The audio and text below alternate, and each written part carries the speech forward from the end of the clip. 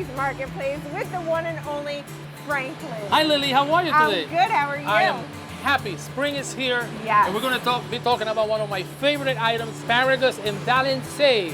First thing we're going to do is we're going to grill asparagus. Okay. Right? So with a little bit of olive oil, a little pepper, a little salt. Right? You spread them.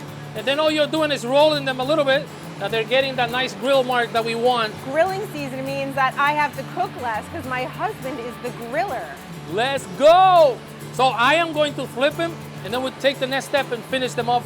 Next, we're going to take some egg wash, and we're going to stay right on the outer perimeter of the puff pastry. Caramelized onion from Divina. It's a nice amount to the center. You can use your hands to just go and spread it evenly there. Okay. Then we're going to grab some Gruyère from the Giuseppe region of France. Nice. Just use a nice thin cut, some asparagus. And what you want to do is go in an angle.